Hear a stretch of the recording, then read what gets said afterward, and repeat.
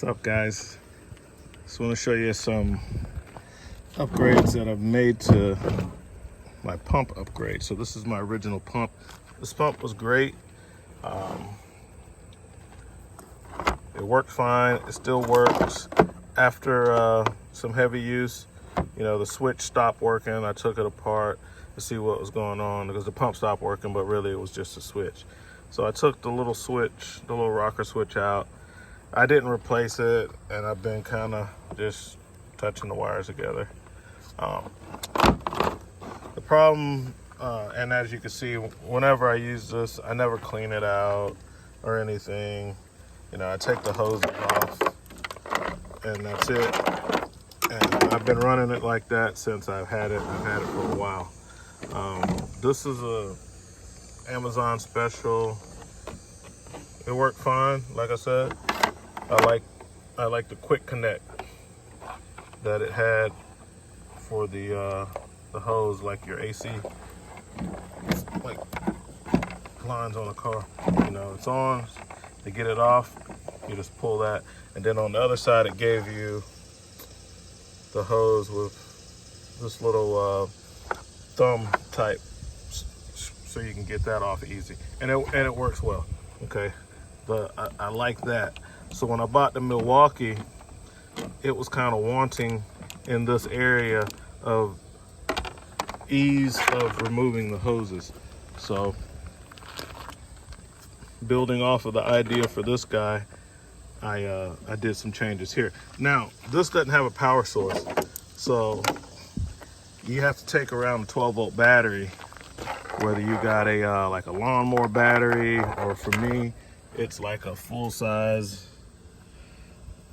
deep cycle battery that I carry around. I have that on the truck anyway for diagnostic work, and when I have to use this pump, I have to take that battery with me and clip it on if I don't have a 12-volt power source very near the hydraulic system or whatever I'm working on. Which normally on an RV, if I'm pulling this out, I'm servicing a generator. You can see the on-end stuff back there. Doing an oil change on the generator.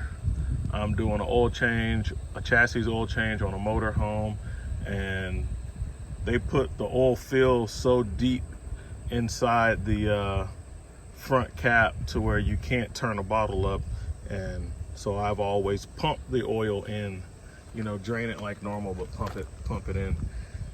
So that's what I've been using this for: chassis oil changes, generator oil changes, hydraulic system service, taking out hydraulic fluid. Some of them use transmission fluid instead of regular hydraulic oil.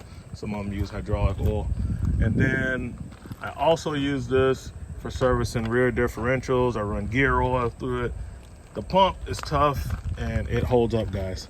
So there's a big difference in the size of this and this, but I think a lot of the difference is just battery and the front end. You got the impeller right there, but the body of it, the main pump, it is still larger than this one, but it's not a lot. Obviously that's the impeller inside there, and it's much smaller than this one, but it has held up, and I did like the way they did the hoses. So for this guy, I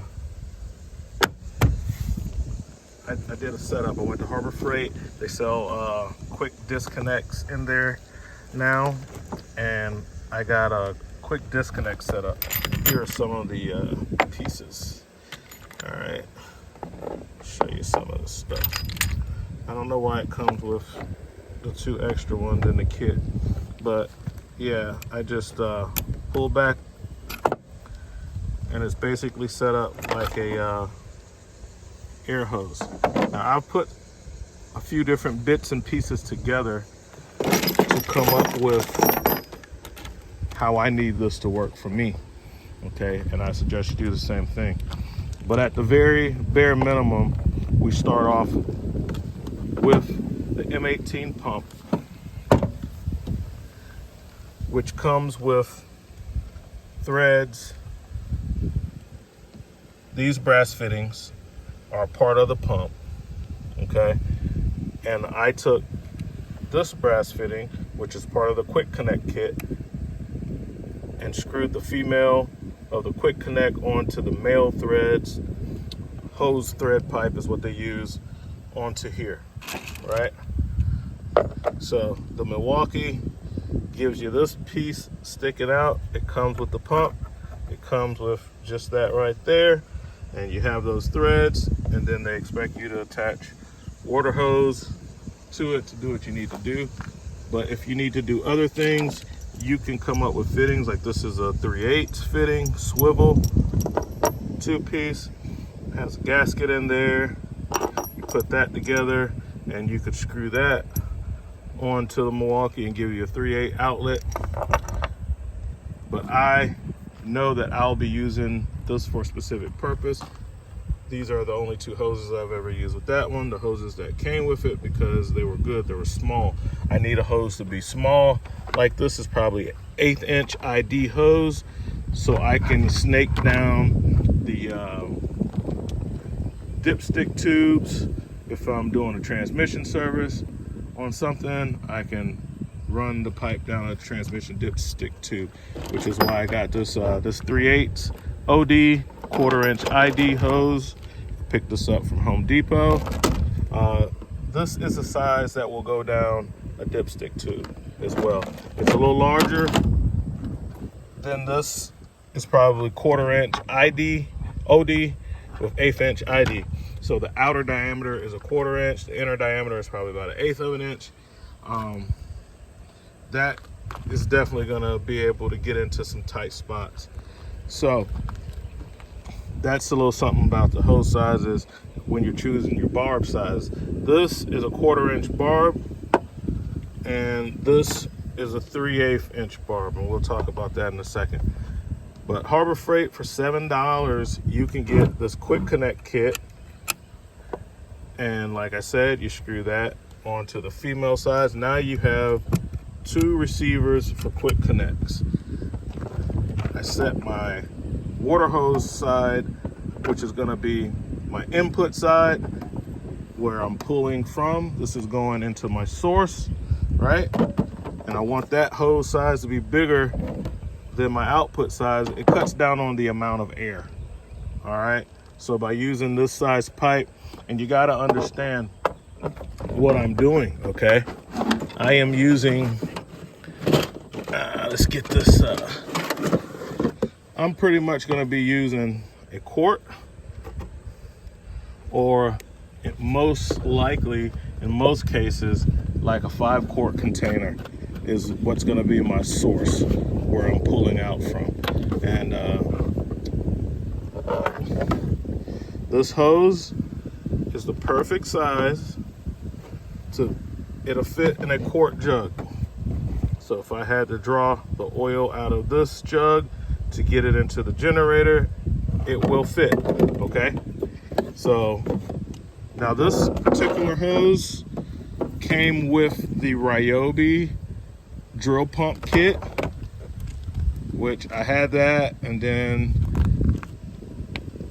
I didn't want to use it. It was like too cumbersome to use and hold the impact driver, and to use that for the type of stuff I'm doing. A lot of these hydraulics, I'm on my back, I'm underneath a vehicle, and I need like a standalone pump to where I can hook everything up, and the only thing I'm holding on to is the end of a hose. So I need to be able to turn the thing on and just make sure the hose doesn't come out the reservoir that I'm filling or emptying, okay?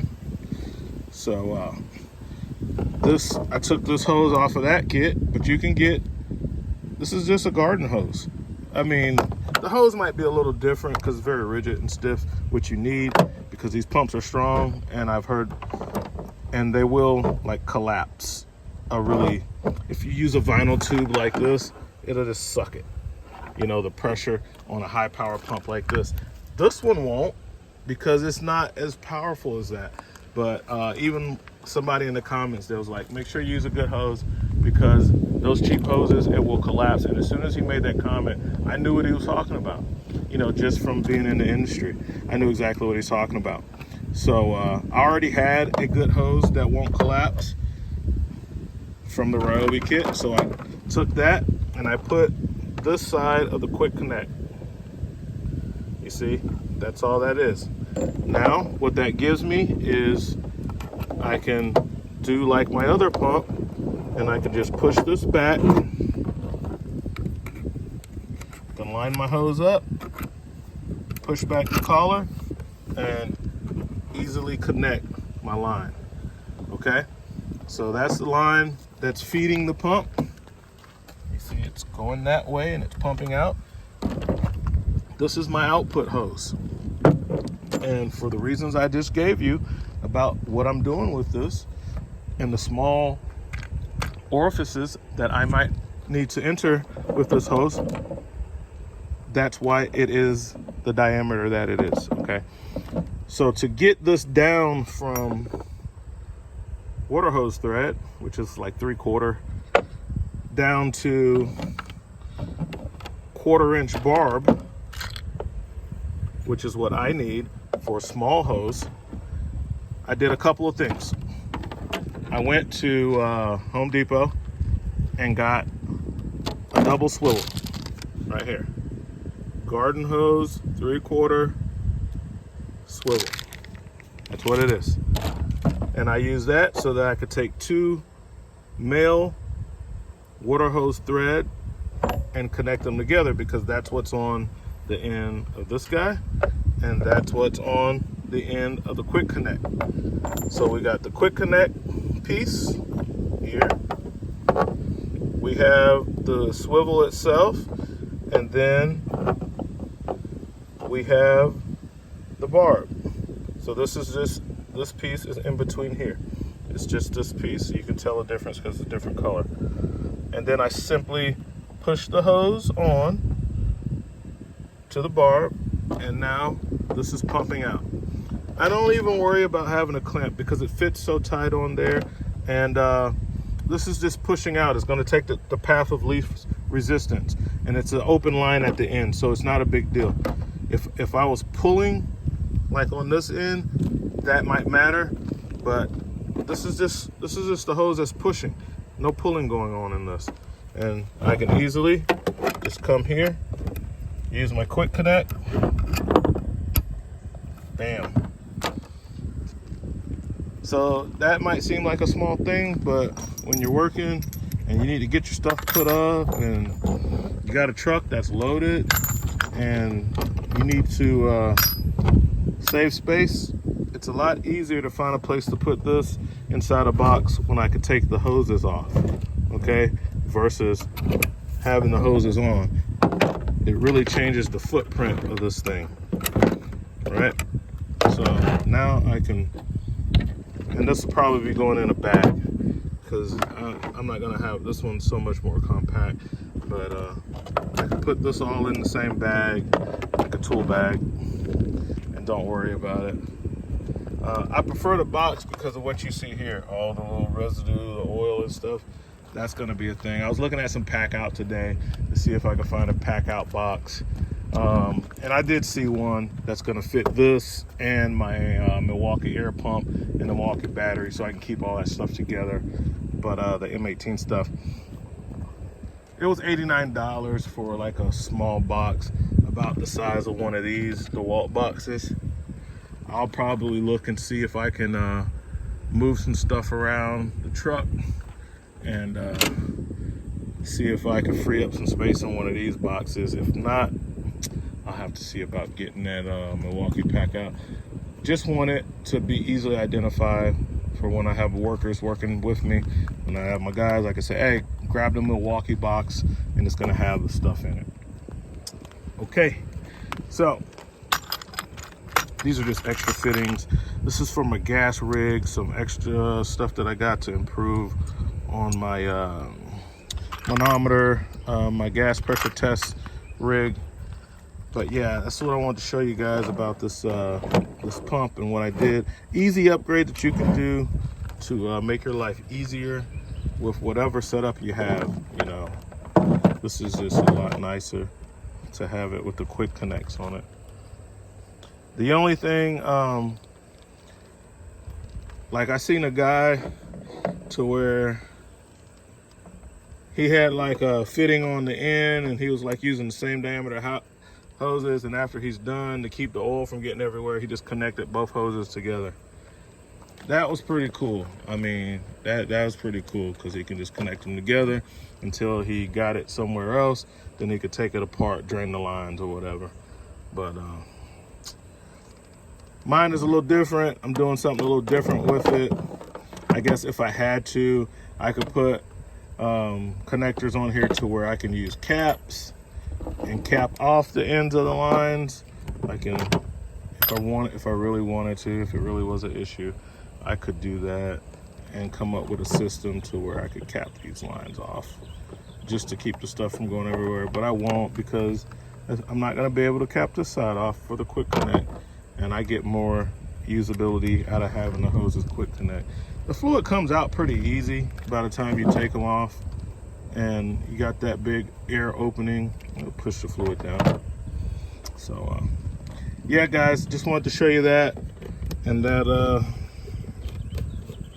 air pump has come in handy. I've used it a couple times, help out a neighbor, and it was very convenient to be able just to grab that Milwaukee air inflator, nothing else, no wires, no anything, sit it down, pump the old lady's tire up for her, and get it to where it can move to where I can put on the spare. So that is, I'm really happy with that. All right, let me cut this one short. I also did pick up this couple more locking pliers. I really like the Knipex, but I like the tightening mechanism on these Milwaukees, to where I can just use a standard screwdriver. There's little bits of innovation like that that can take a normal tool and just kind of turn it up a notch. But the release mechanism on the Knipex locking pliers, I think you pull up instead of pushing down. I can't remember, but they have a really, let me look in the truck. On the Knipex locking pliers, which are my go-tos, they have a really nice mechanism for, yeah. So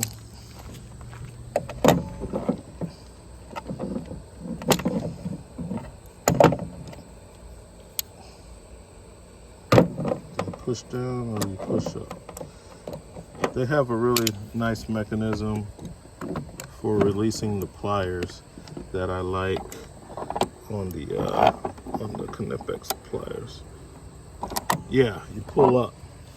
So on most pliers, you have to push down, and when you got this really tight, it is very hard to push down on this to release the pliers.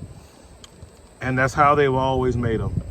But with the Knipex, you pull up, and the way they've designed it with the pivot, it's always easy to release the pliers with pulling up. And if I could get them to go down, I'll show you what I mean a little better.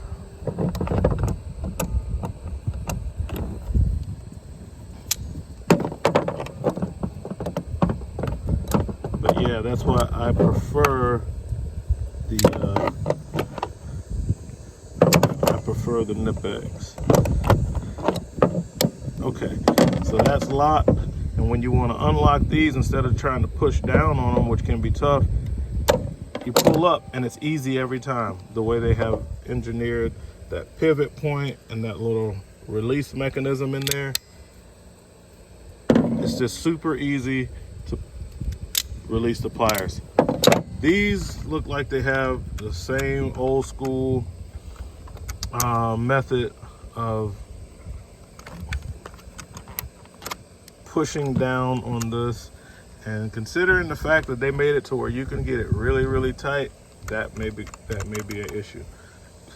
But when I need to get these pliers really, really tight, after I've clamped onto something and I need to really tighten them up, I'm limited by the hand strength on the knurling, whereas with this, I could throw a screwdriver in it and crank down on it. So I wish that Maybe I'll see if I can put this in there. Yeah, it'd be nice if, yeah, it's a different pitch. The thread pitch is different. Otherwise, I would just take that and put it in the Nipex, and that would be super awesome, bro. Super awesome if it was the same pitch. I would totally swap them out. I might have to see about that. But in the meantime, guys, that's what we got. RV Tech Pro out.